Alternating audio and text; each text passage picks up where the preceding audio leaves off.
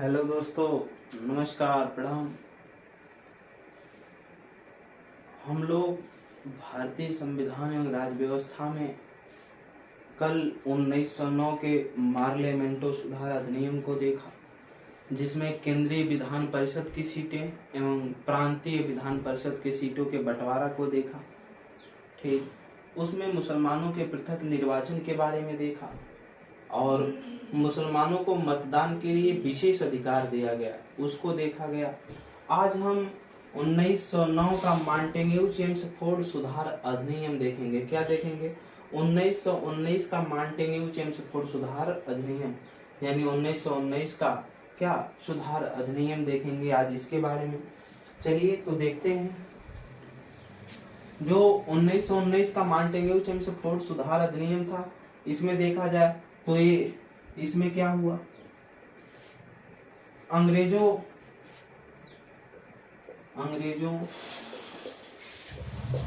जो अंग्रेज थे,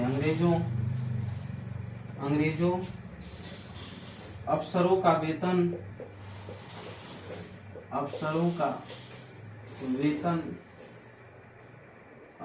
वेतन पुनः ब्रिटेन से दिया जाने लगा।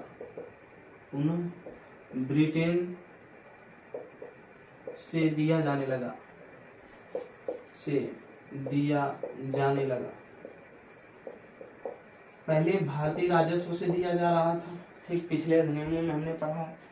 अब 1919 से क्या दिया गया? पुनः ब्रिटेन से दिया जाने लगा, भारतीय राजस्व से काट दिया गया। आगे देखेंगे, ये बहुत बार पूछा गया है पीसीएस की परीक्षाओं में। प्रांतों में, जो लाइन में लिख रहा हूं, प्रांतों में द्वैध शासन लगाया गया। प्रांतों में क्या किया गया?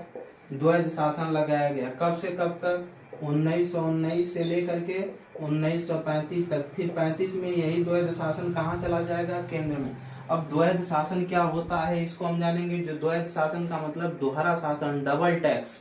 दो बार दो लोग शासन करेंगे, डबल टैक्स वसूलेंगे, यानी एक केंद्र का और एक राज्य का। ठीक, आगे की तरफ देखेंगे।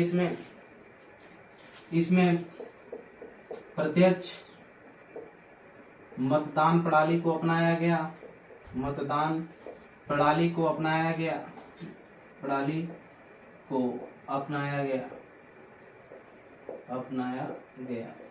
यानी डायरेक्ट वोटिंग सिस्टम को अपनाया गया। देखिएगा, जो मतदान होता है दो तरीके का होता है, एक प्रत्यक्ष मतदान होता है, एक अप्रत्यक्ष तरीके का मतदान होता है। प्रत्यक्ष में कोई भी चीज डायरेक्ट चुनी जाती है, जैसे हमने भारत के प्रधानमंत्री को नहीं चुना, ठीक, हमने क्या चुना? सांसदों को चुना। फिर वो पार्टी निर्धारित करती है कि कौन प्रधानमंत्री बनेगा, जिस पार्टी की बहुमत आती है। ठीक, तो हम लोगों ने इसमें निर्धारण नहीं कुछ किया है, कुछ नहीं निर्धारण किया है। ठीक, हम लोगों ने बस क्या किया? हम लोगों ने बस ये बता करके किया है कि हम लोग वो सांसद को भेजे, जिस पार्टी के बहुमत मतलब सांसदों को अधिक चुन करके हम लोग भेजेंगे, वो पार्टी तय करेगी कि हमारा प्रधानमंत्री कौन होगा। तो प्रधानमंत्री इलेक्टेड ना होकर क्या होता है? सेलेक्टेड होता है, यानी प्रधानमंत्री निर्वाचित नहीं होता, उसकी नियुक्ति की जाती है। किसके द्वारा? राष्ट्रपति के द्वारा। तो मतदान हम देख रहे थे, मतदान दो प्रकार का होता है। प्रत्यक्ष मतदान, जिसको हम डायरेक्ट चुनते हैं, ठीक, जैसे प्रधान हुआ, ठीक, महाप्रधान हुआ। और अप्रत्यक्ष मतदान, जैसे ब्लॉक प्रमुख हुआ, हमने बीडीसी को चुना, ब्लॉक डेवलपमेंट काउंसिल को, बीडीसी को चुना, वो जाकर के ब्लॉक प्रमुख को चुने। हमने महाप्रधान को चुना, वो जाकर के जिला अध्यक्ष को चुने। यानी हम किसी और को चुने और वो जाकर के और किसी को चुने, जहां अप्रत्यक्ष रूप से, जैसे राष्ट्रपति का चुनाव अप्रत्यक्ष तरीके से होता। तो मतदान दो प्रकार के, प्रत्यक्ष और अप्रत्यक्ष मतदान प्रणाली को। तो इसमें प्रत्यक्ष मतदान प्रणाली को, इसका मतलब एक जनता डायरेक्ट चुनती थी, ठीक, किसको? जो विधान परिषदों के सदस्य हुआ करते थे उस समय। आगे देखेंगे, इसमें पहली बार इसी अधिनियम के तहत पहली बार महिलाओं को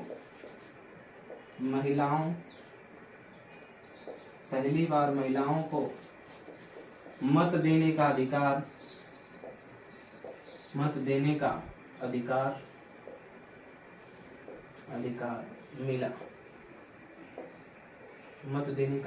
मिला। कब?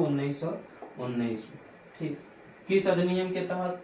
1919 का मॉन्टेग्यू चेम्सफोर्ड सुधार अधिनियम। याद रखिएगा, मॉन्टेग्यू जो था, ठीक, ये क्या था? लॉर्ड मॉन्टेग्यू और ये चेम्सफोर्ड। तो उस समय मॉन्टेग्यू भारत का वायसराय और चेम्सफोर्ड क्या था? सचिव था। एक चीज और याद रखिएगा, पुरुष वर्ग में देखा जाए मतदान का अधिकार, तो ये 1892 के अधिनियम शासन अधिनियम से ही था, परिषद अधिनियम से। और 93 में अधिकार पुरुषों को मिला था और महिलाओं को 1919 में मिला। आगे देखेंगे केंद्र में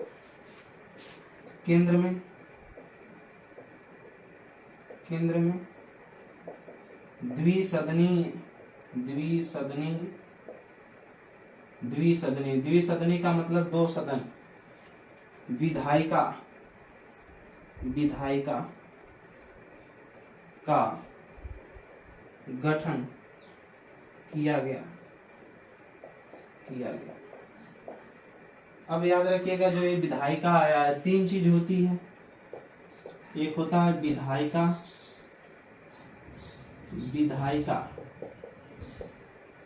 इसी को बोलते हैं व्यवस्थापिका। क्या? व्यवस्थापिका, इसी को बोलते हैं व्यवस्थापिका।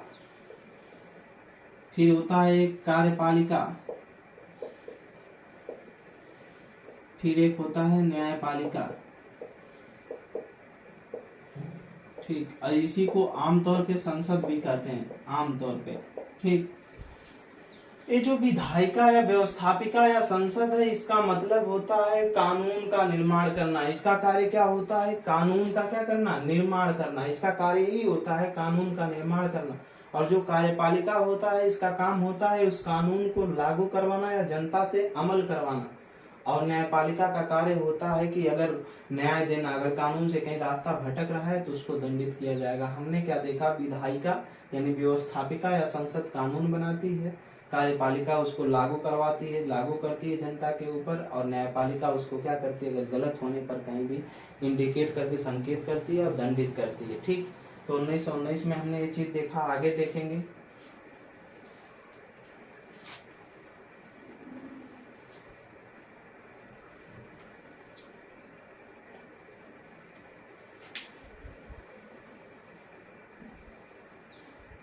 कोई भी दिक्कत परेशानी होने पर हमको मेरे कमेंट सेक्शन में जरूर बताएं। मेहनत से पढ़ें। ठीक, और बहुत जल्द आपको पीडीएफ नोट्स भी प्रोवाइड होंगे। आगे देखिएगा, 1927 में साइमन कमीशन की नियुक्ति। ठीक, 1927 में साइमन कमीशन की नियुक्ति हुई। ठीक, कमीशन आयोग जिसे बोलते हैं, इसी को व्हाइट कमीशन बोलते हैं। व्हाइट कमीशन का मतलब इसमें सभी लोग गोरे वाले थे, यानी सभी अंग्रेज सदस्य थे। इसीलिए जब 1928 में कहाँ आया? भारत आया। 1928 में कहाँ आया? भारत आया। ठीक, इसके जो सदस्य थे 7 थे। ठीक, भारत आया। और जो 7 सदस्य थे, ये क्या थे? अंग्रेज थे। इसीलिए भारतीय इसका विरोध कर रहे थे और ये भारत आया। ठीक, जिसे व्हाइट कमीशन भी बोला जाता है, लिख लेंगे, जिसे व्हाइट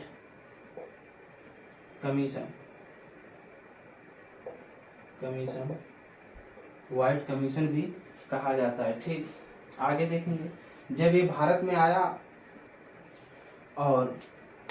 तो ये क्या किया? ये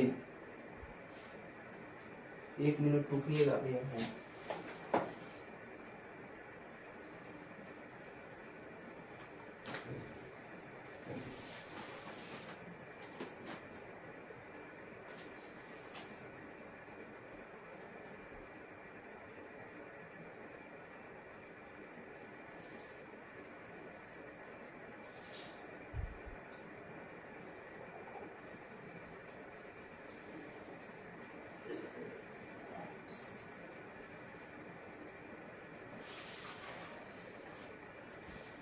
देखिएगा आगे, 1928 में, हमने 27 में देखा साइमन कमीशन की नियुक्ति हुई, कहाँ हुई? इंग्लैंड में हुई। नियुक्ति कहाँ हुई? यहाँ लिख लेंगे, ब्रिटेन में, ठीक, ब्रिटेन में, ठीक, इंग्लैंड में नियुक्ति हुई और ये 1928 में भारत आया। और जब भारत आया तो क्या हुआ, ठीक देखिएगा, 1928 में जब ये भारत आया तब क्या हुआ, 1928 में ही मोतीलाल नेहरू, नेहरू के बाप थे, नेहरू के पिता मोतीलाल नेहरू ने एक रिपोर्ट प्रस्तुत किया जिसका नाम था नेहरू रिपोर्ट। क्या? नेहरू रिपोर्ट प्रस्तुत किया। और इसमें इन्होंने मांगा, क्या मांगा? इन्होंने रिपोर्ट में मांगा कि हमें स्वराज्य प्रदान करें, हमें स्वराज्य प्रदान करें। क्या करें? हमें स्वराज्य प्रदान करें। और स्वराज्य प्रदान करना, स्वराज्य का मतलब होता है क्या? इसमें स्वराज्य प्रदान करने का मतलब होता है स्वयं का शासन, स्वयं का क्या? शासन। इसके कहने का मतलब था, पंडित मोतीलाल नेहरू के कहने का मतलब था कि हमको स्वयं का शासन एवं कानून बनाने का अधिकार, कानून बनाने का क्या अधिकार हमको क्या करें? सौंप दें। इन्होंने इसका मांग किया। और जब इसकी मांग हुई तो हुआ क्या, फिर लास्ट में जो नेहरू रिपोर्ट थी इसमें क्या हो गया, अब एक तो प्रोविजन टू स्वराज, और दूसरा एक तरफ बात उठती जा रही थी फंडामेंटल राइट।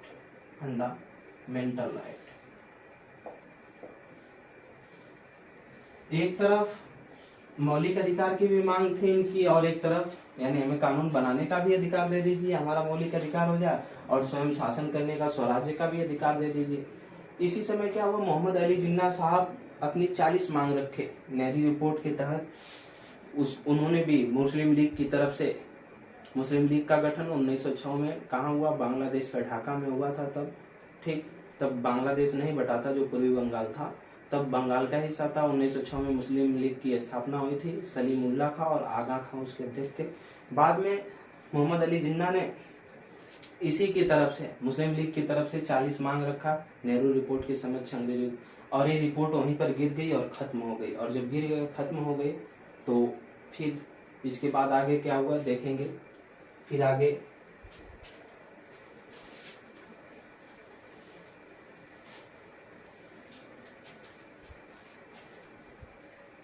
कभी कभी पूछ लिया जाता है ना कि हमारे भारत के शासन का जो इतिहास रहा है, क्या रहा है, कैसे रहा है, मौलिक अधिकारों की मांग कहाँ से उठी है, ये सारी चीजें तो देखेंगे। फिर आगे क्या हुआ 1931 में कराची, ठीक, लाहौर पाकिस्तान में पड़ता है, कराची अधिवेशन हुआ। अधिवेशन तब भारत का हिस्सा था, अधिवेशन हुआ। और कराची का जब अधिवेशन हुआ तो इसमें पहली बार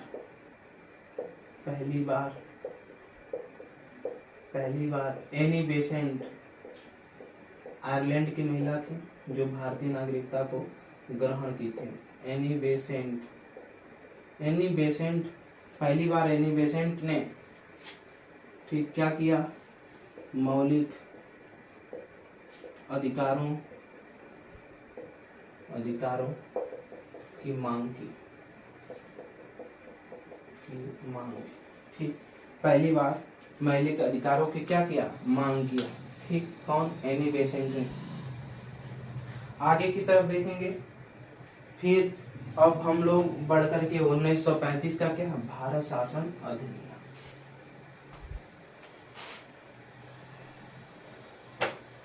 भारत शासन अधिनियम 1935।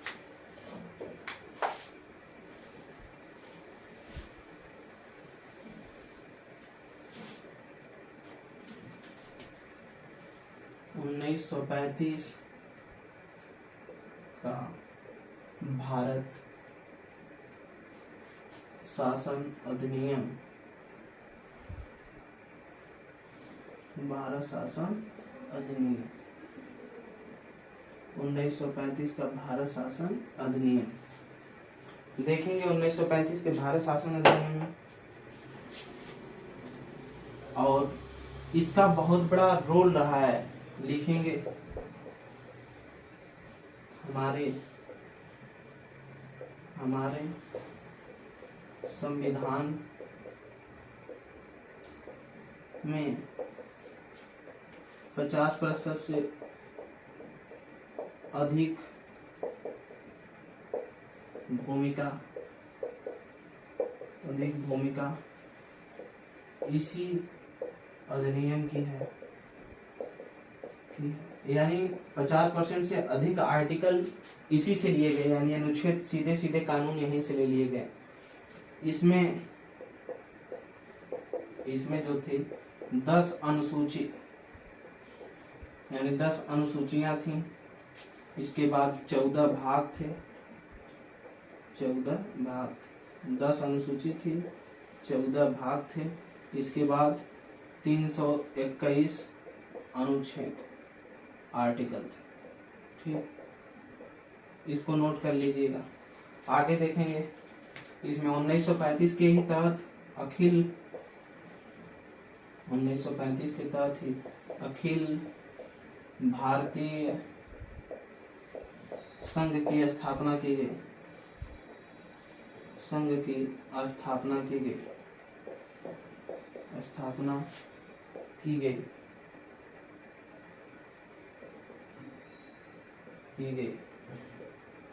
ठीक, अखिल भारतीय संघ की क्या की गई, स्थापना की गई। जो 11 इसमें ब्रिटिश प्रिंसेस, यानी ब्रिटिश राजकुमार थे इसमें 11। ठीक, 6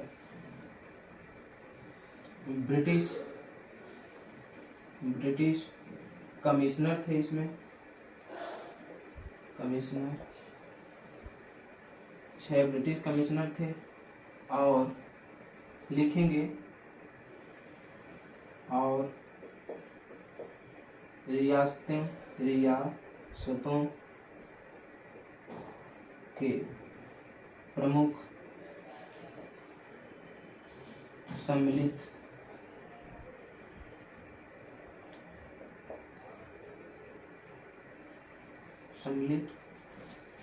हो सकती थी। ध्यान दीजिएगा, अखिल भारतीय संघ की जब स्थापना हुई, किसकी, अखिल भारतीय संघ की 1935 के अधिनियम के अनुसार स्थापना हो रही थी, तो अंग्रेजों ने कहा कि इसमें 11 ब्रिटिशर्स राजकुमार इसमें शामिल, मतलब ब्रिटिश, उस समय के जो ब्रिटिश अधिकारी थे वो 11 और 6 कमिश्नर, और अगर रियासतों के प्रमुख इसमें सम्मिलित हो सकती हैं, अगर होना चाहती हैं तो हो सकती है, इनको खुला रखा गया। ठीक, आगे की तरफ देखेंगे। ये अखिल भारतीय संघ की स्थापना की गई इसलिए कि भारतीयों को ये ना लगे कि हम लोग अलग शासन चला रहे हैं। उस समय के जो राजवाड़े हुआ करते थे, अंग्रेज उनको अपने वश में करना चाहते थे और भी लंबे समय तक शासन करना चाहते थे। कभी कभी क्वेश्चन पूछा जाता है कि किस भारत शासन अधिनियम का जो प्रभाव पड़ता है हमारे संविधान में, तो याद रखेंगे 1935 के भारत शासन अधिनियम का हमारे संविधान के ऊपर बहुत बड़ा प्रभाव पड़ता है। आगे लिखेंगे प्रांतों का द्वैध शासन अंत कर दिया गया। प्रांतों का जो 1919 में लगा था, प्रांतों का द्वैध शासन अंत कर दिया गया।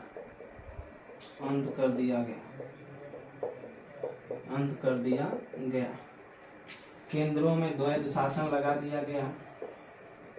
केंद्रों में द्वैध शासन लगा दिया गया। द्वैध शासन लगा दिया गया। ठीक, प्रांतों में द्वैध शासन का अंत कर दिया गया, केंद्रों में द्वैध शासन लगा दिया गया। आगे की तरफ लिखेंगे दिल्ली में दिल्ली में एक संघीय क्या दिल्ली में एक संघीय न्यायालय की स्थापना की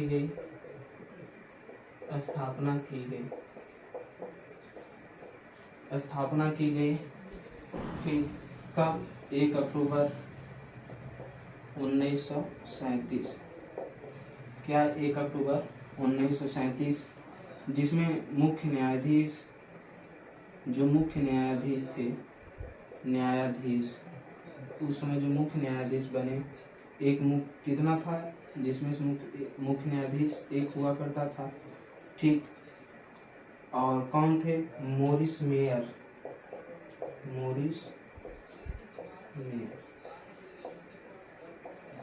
कोलकाता वाली ही यहाँ से ट्रांसफर हुई है, अब कहाँ गई? दिल्ली में, ठीक। जो 1774 में स्थापित की गई थी 1773 के रेगुलेटिंग एक्ट के तहत। आगे की तरफ लिखेंगे अब इसमें स्टार बना करके। 1937 में बर्मा, म्यांमार जो बर्मा है, बर्मा भारत से अलग हुआ।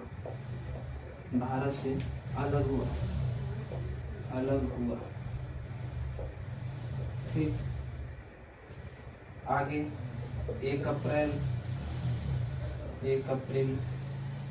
1935 को RBI, reserve bank of India का गठन किया गया।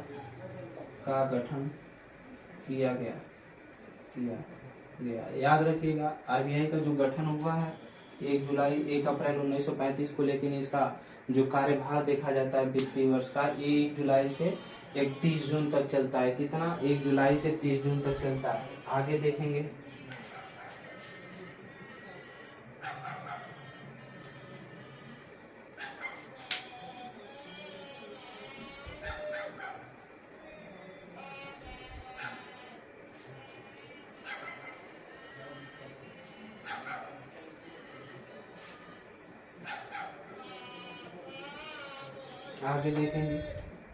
संघ एवं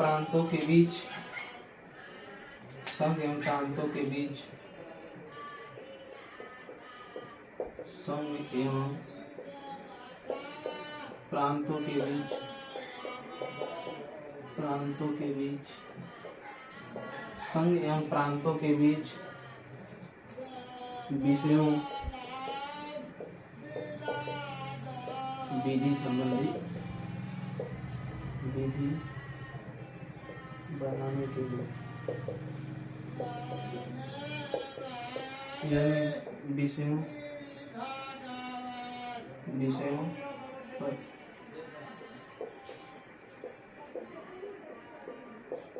बंटवारा किया गया।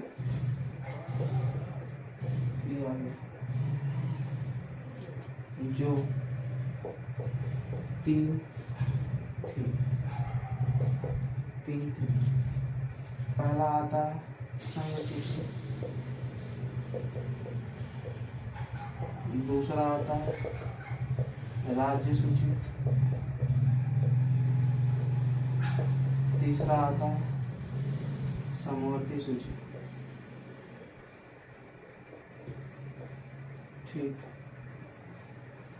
संघ एवं प्रांतों के बीच विषयों विधि बनाने के लिए बंटवारा कर दिया गया। विषयों का, विषय का मतलब शिक्षा का विषय, स्वास्थ्य का विषय, ठीक। कोई भी विषय जिस पे कानून बन रहा है, वन विषय है, रक्षा विषय है, डाक विषय है, जनगणना विषय है, उन विषयों के कानून बनाने के लिए 3 भागों में, संघ सूची को, राज्य सूची को, समवर्ती सूची में बांट दिया गया। अब यही चल करके आगे हमारे भारतीय संविधान की कौन सी अनुसूची में आते हैं? 7वीं अनुसूची में आते हैं, ठीक। किसमें? 7वीं अनुसूची में आते हैं, ठीक। आगे की तरफ हम बढ़ेंगे, लिखेंगे एक लाइन और। 11 प्रांतों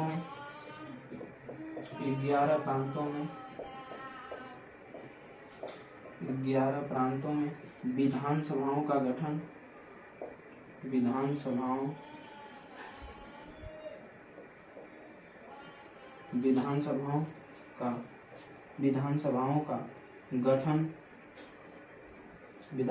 का गठन एवं बंटवारा किया गया। बंटवारा किया गया, ठीक, बंटवारा किया गया। आगे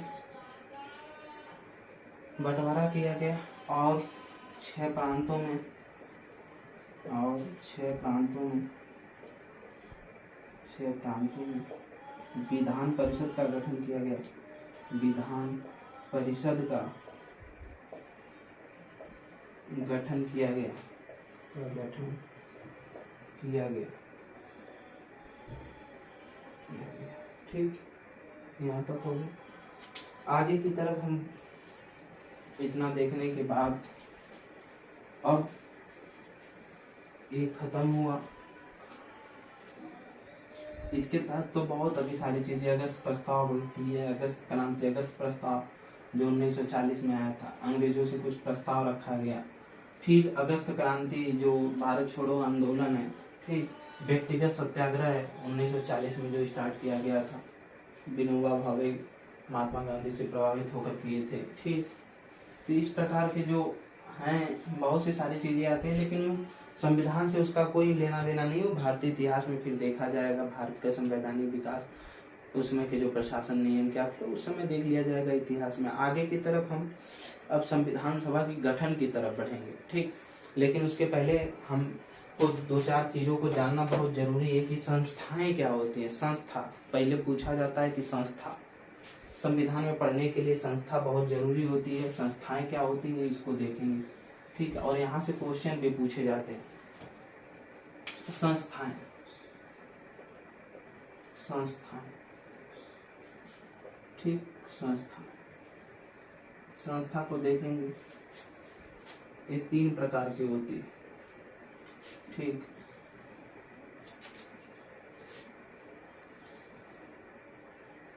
संस्था 3 प्रकार की है। पहली जो संस्था आती है वो है संवैधानिक। क्या है? संवैधानिक, संवैधानिक, ठीक। कौन सी संस्था? संवैधानिक संस्था।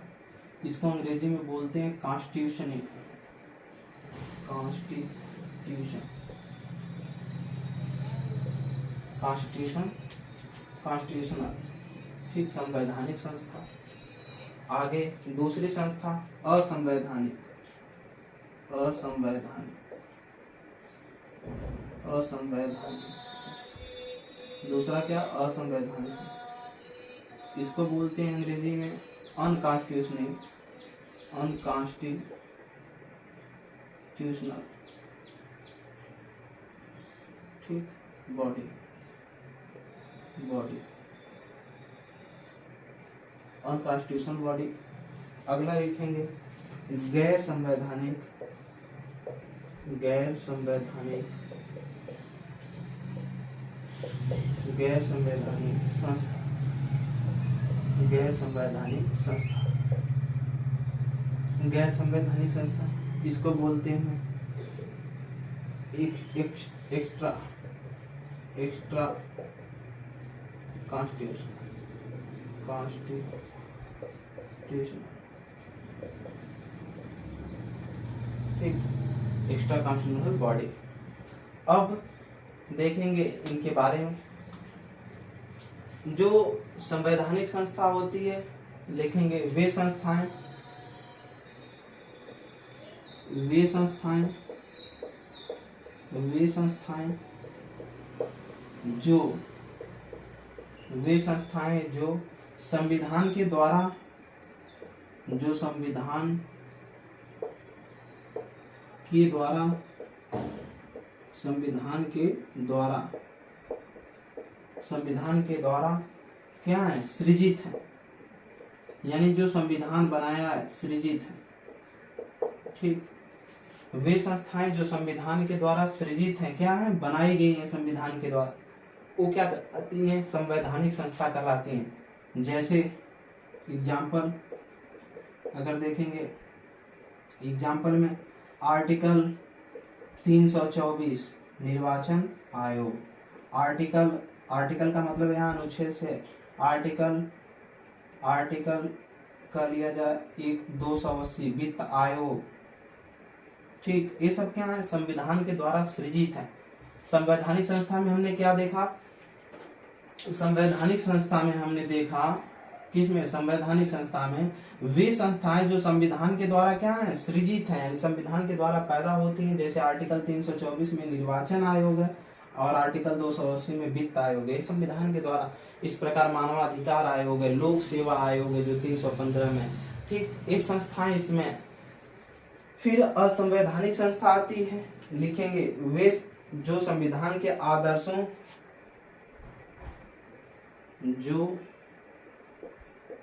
संविधान के जो संविधान के आदर्शों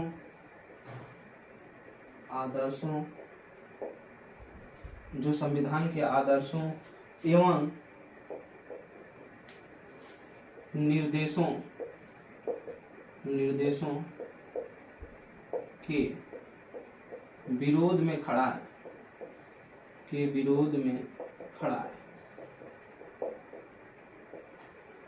एग्जाम्पल देखेंगे, एग्जाम्पल में देखेंगे उल्फा,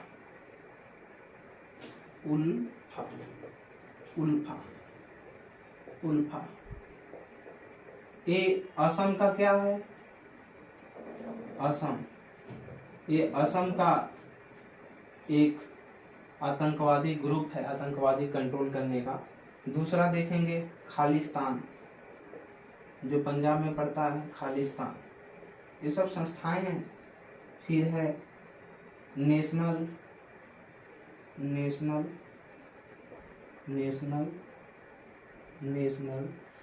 सोशलिस्ट ऑफ नागालैंड, ये क्या है, ये सब संस्थाएं हैं जो संविधान के आदर्शों एवं निर्देशों के किसके विरुद्ध है, आदर्शों एवं निर्देशों के विरुद्ध है।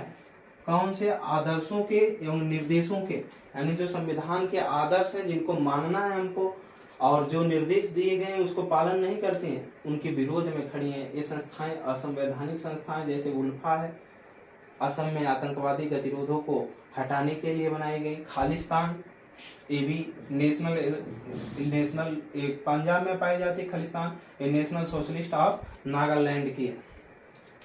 अब गैर संवैधानिक संस्था में अगर हम देखेंगे, गैर संवैधानिक संस्था, तो इसके दो प्रकार है, ठीक, इसके भी क्या है, दो प्रकार है, ठीक। पहला जो प्रकार आता है ये सांविधिक, और जो दूसरा प्रकार आता है सांविधिक कानून, और जो दूसरा प्रकार है ये है कार्यकारी,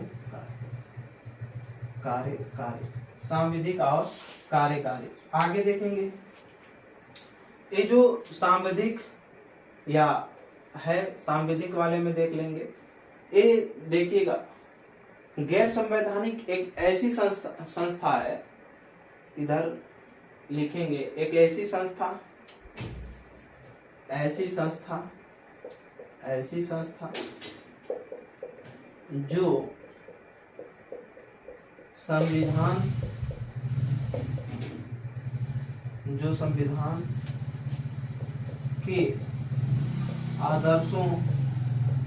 जो संविधान के आदर्शों एवं, अंग्रेजी ऊपर लिख दीजिएगा, एवं जो संविधान के आदर्शों एवं निर्देशों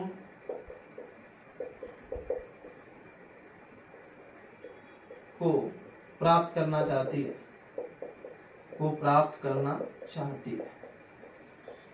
ठीक, को प्राप्त करना चाहती है। अंग्रेजी इसके लिख लीजिएगा एक्स्ट्रा कॉन्स्टिट्यूशनल, ठीक। ऐसी संस्था जो संविधान के आदर्शों एवं निर्देशों को प्राप्त करना चाहती है, गैर संवैधानिक संस्था। इसके दो प्रकार, सांविधिक कानून या कार्यकारी कानून। सांविधिक जो इसमें देखेंगे, ऐसी संस्था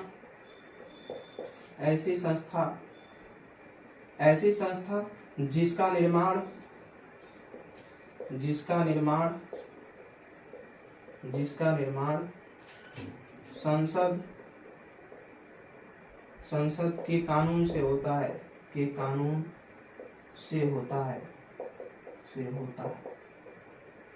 उदाहरण में देखेंगे जैसे एग्जाम्पल मानवाधिकार आयोग। कौन? मानवाधिकार आयोग, मानवाधिकार आयोग, मानवाधिकार आयोग। ठीक। दूसरा देखेंगे राष्ट्रीय अल्पसंख्यक आयोग, राष्ट्रीय अल्पसंख्यक आयोग, अल्पसंख्यक आयोग। और बहुत सी संस्थाएं आएंगी जैसे केंद्रीय सूचना आयोग है, पिछड़ा वर्ग आयोग है, ये सब आते हैं। ठीक। और कार्यकारी वाले में देखेंगे राष्ट्रपति या कार्यपालिका, राष्ट्रपति या कार्यपालिका, राष्ट्रपति या कार्यपालिका, कार्यपालिका, राष्ट्रपति या कार्यपालिका, राष्ट्रपति या कार्यपालिका के आदेश से, के आदेश से निर्मित